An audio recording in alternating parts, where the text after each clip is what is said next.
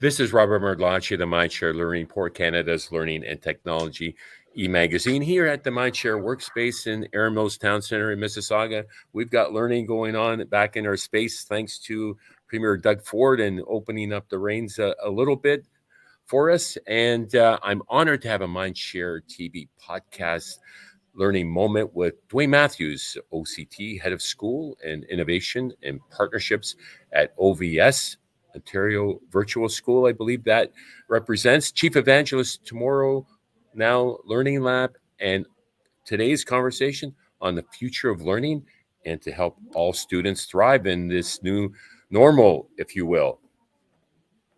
Dwayne, thank you for joining me. Thank you very much for having me, Robert. Gosh, I gotta shorten that up. That was a lot for you to get through. But thank you very much for having me. I appreciate it. Well, you are one of the most sought after media personalities in education now, and along with Dr. Steve Jordan's, because you have a lot to say and you have important things to say, and you're quite a visionary when it comes to inspiring the future of learning. And people are starting to pay attention. And I can tell you, having just come back from the Future of Education conference, I'm going to have you keynoting there next year because I'm going to highly recommend you with your vision and passion. And so tell me what's on your mind today. And we need to do this regularly because it's a series I envision for us. Well, thank you very much for having me on. Thank you for the kind words. And so one of the things is I started, like you mentioned, I started as the new head of school for innovation and partnerships at OVS. And one of the pieces as we were getting together as a team that we thought was really important was the idea around guidance and pathways and planning out the pathways. And something that has really struck me, my son is in grade 7, he's going into grade 8. So it's starting to take on a different level of complexity school. But I started to think about students in grade 9 at the beginning of the pandemic and started to realize that they are now in grade 11. Students in grade 10 are now in grade 12. And they would have gone through in and out, a disruptive transitory period, if you will. Some students have done well, some students haven't. But what really concerned me was the pathway planning. So I did a little bit of digging and realized that in terms of guidance, the ratio in Ontario is something close to about 396 students to 1 guidance counselor. That's not very personalized. No. And with the disruption of it going in and out, I thought, gosh, we got to be able to do something about this. And so one of the things that OVS was doing and we wanted to really amplify was providing space for free guidance. And amazing. We were finding that a lot of students were using this, teachers were using it, and other guidance counselors were using it to support what they were doing as well. And this is absolutely free. So what we did is we created a sign up on a website called studentsuccess.life. It's absolutely free. Students can go there, parents can go there, teachers can go there, guidance counselors can go there to studentsuccess.life and sign up and have an interaction, a one-on-one interaction with the guidance counselor to help with 2 things in particular: pathway planning and mental health. Those are the 2 pieces that I think are really sort of immediate, maybe not necessarily future of education, but more immediate into building the bridge. And the reason for that, I think, is one of the bigger pieces is if you look across history, we've had pandemics before. We've had disruptions, whether they be pandemics, whether they be wars. But if you look at a key component to a country and a family having resilience against those pieces, you find education. And that becomes a critical piece. So I think it's very critical at this point that as we start thinking about the future of education, we don't just see it from a student level or a family level, but we see it from a national security level and a regional level. The key component is productivity and prosperity. And if we increase those things, then we have increased resilience to deal with, the fallout from the pandemic. Fascinating, Dwayne. I participated in the Smart City Summit at ASU I was supposed to be there in person, but they moved online.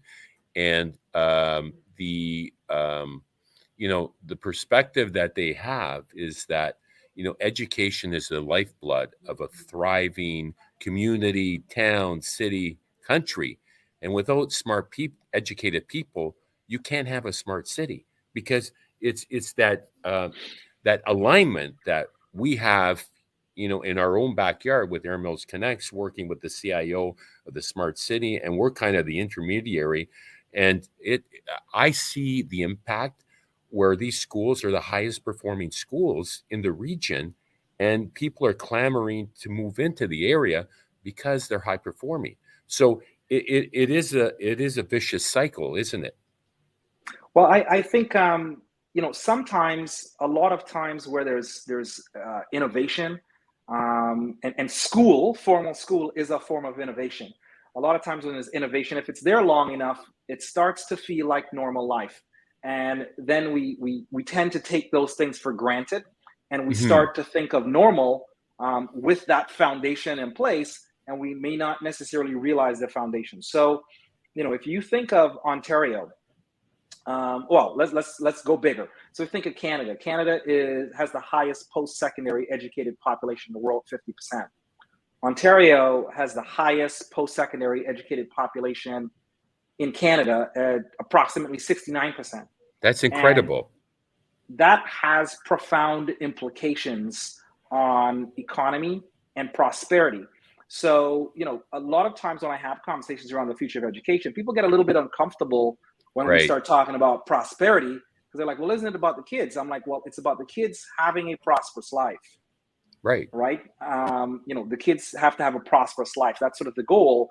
And in doing so, they contribute to the overall prosperity of the region and the country. And so it becomes very important, if we're thinking about future of work, that we have a really good look at future of education. It becomes very important as we think about an expanded or new modes of work, right? I'm working from home, you're working from a co-work space, there are people that are working from the office, people that are working on a beach. It changes. So a lot right. of our The community is conversation, the school. yeah, You're not yeah, a lot of restricted to four walls. 100%. A lot of our conversation is, people are saying in person or online or in office or not office. No, it's everything. It's the whole salad, right? I had a recent conversation with some folks around what I call an asynchronous student success model of online. And they said, well, Dwayne, are you a in-person or online person? And I said, well, no, actually, I'm a new model person. And what I thought about was, if a child sits down for 6 hours a day, which is actually terribly unhealthy, Mhm. the biggest health challenge we have as a society is heart risk, and It's a crisis. That is heart risk, crisis. and it's related to sitting. Right. So we teach our kids to sit for about 15 years of their life. And so I go, if you were able to fit school using an asynchronous student success model into 2 hours, what would you do with the other 4 hours? How creative could you be with the other 4 hours? That opens up a lot of different models, a Sure, lot of like creativity. examples like challenge-based learning, project-based learning, send the kids to go Exactly. outside. There's more tools at home than at school that the kids could take a deep dive into. 100%. I'm with you on that. So I'll give an example. My son, and he's going to be a little bit embarrassed about this, but he has a Google Online, and I looked at his Google Online, and there were 7 courses, 7 assignments missing. So of course, classic West Indian dad, Trinidadian dad. I'm like, what do you mean there's 7 things missing?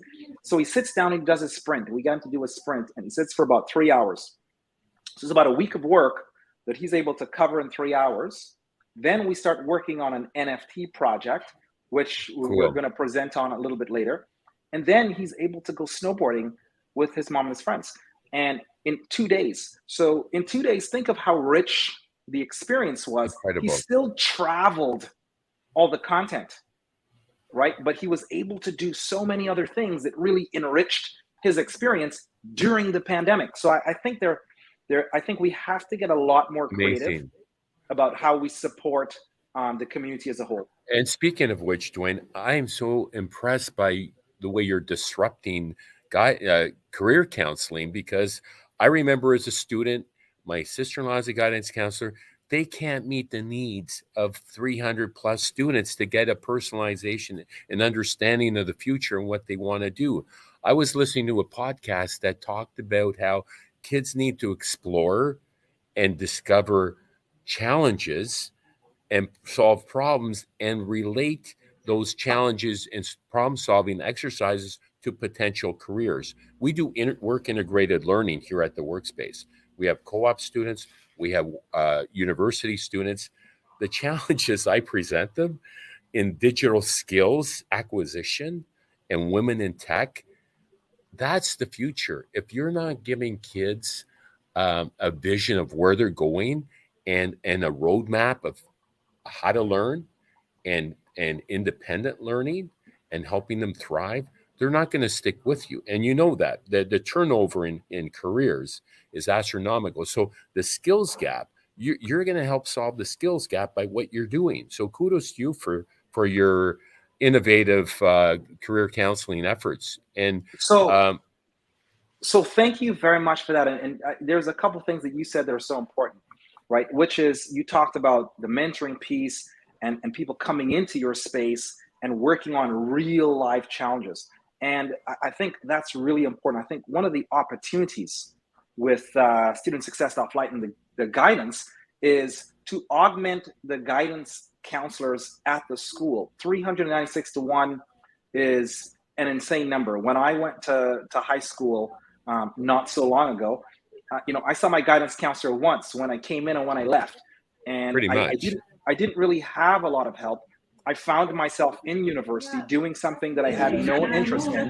And I was very fortunate that I was able to go into another direction. And going into that other direction, I was able to do something that was successful, but it would have been a lot more helpful if I had that. And being able to give that one-on-one allows for more opportunities like we talked about. It sets a foundation for those opportunities. Well, with that, here's a stat for you that's quite staggering and very relevant to the conversation.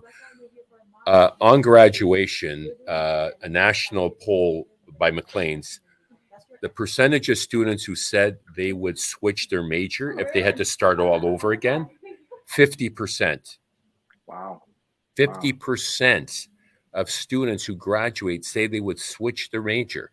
So there is a misalignment, to your point, about the lack of proper guidance counseling of kids understanding themselves. So the self-discovery, the self-learning that needs to be taught between K to 12 to prepare kids for the next level, there's a huge gap that we talk about the 7 C's from C21 Canada. They need to be foundational earlier, not in high school, middle school. They need to have guidance counseling at middle school and lower in terms of the essential skills, or those global competencies that need to be ingrained to help them be resilient, to help them be forward thinking, the growth mindset, instilling that growth mindset, and all those key ingredients that help kids thrive. I was going to mention, to relate what you're doing to one of the thriving Canadian edtech startups that won our startup challenge 5 years ago at Mars, and they were Grade Slam Learning.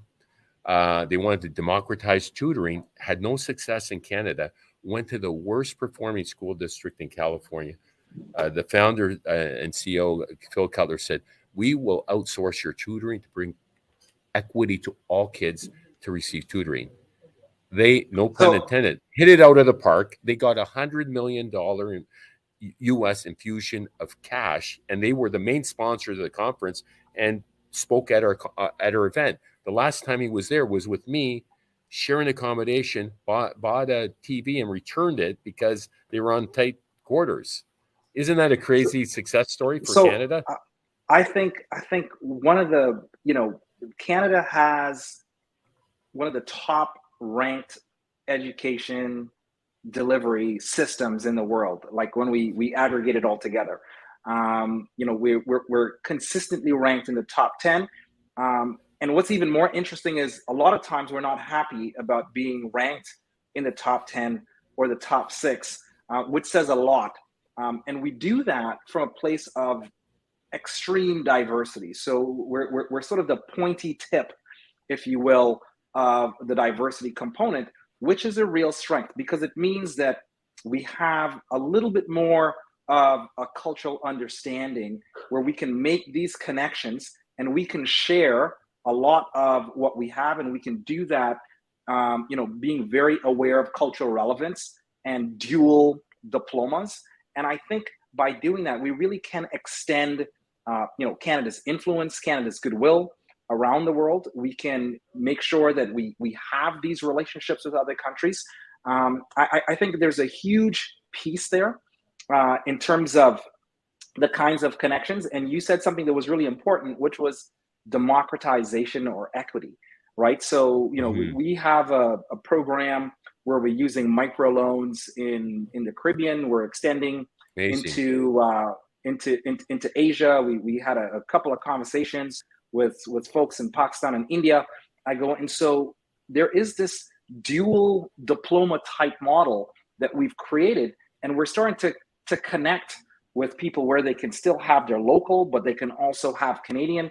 It gives them access to post-secondary. So it really increases equity and access. And equity and access increased. Actually, one of the biggest challenges that we have at this period of time is when things become more inequitable in terms of wealth and resources, it creates discord in society. That's historically shown. That's not it's not an altruistic piece. It's a historical piece. And so the best way for us to do that is to close that gap, and to close that gap by expanding education globally. Dwayne Matthews, always a fascinating conversation, and always enjoy hosting you on MindShare TV. I want to be mindful of your time. I know you've got another meeting to get to. Final thoughts to share. So, my final pieces are guidance is terribly important. There are a lot of plans that we have that, we hope that will dent or create some contribution. This one was something that we thought was important. It's free, studentsuccess.life. It's absolutely free, but studentsuccess.life. I got it. Studentsuccess.life. But I think one of the things that I really want people to come away with is productivity and prosperity lead to peace, a better life. The foundation of that is education and education access. So we have to work really hard to spread that education access. And the best way for us to personalize that is to really look at how do we reorganize 6 hours a day, 192 days, and what tools do we have, digital and analog, to be able to do that. Well said, Dwayne Matthews. Thank you again. Thank you very much for having me, Robert. That was Dwayne Matthews, OCT, Head of School Innovation and Partnerships at OVS, Chief Evangelist at Tomorrow Now Learning Lab on the future of learning and helping all students thrive. Have a safe and wonderful weekend, and I know it'll be an active one. My name is Robert Martellacci. Be sure to check out www.MindShare Learning to get your latest issue. Until next time, stay healthy, stay safe, and keep the learning curve steep.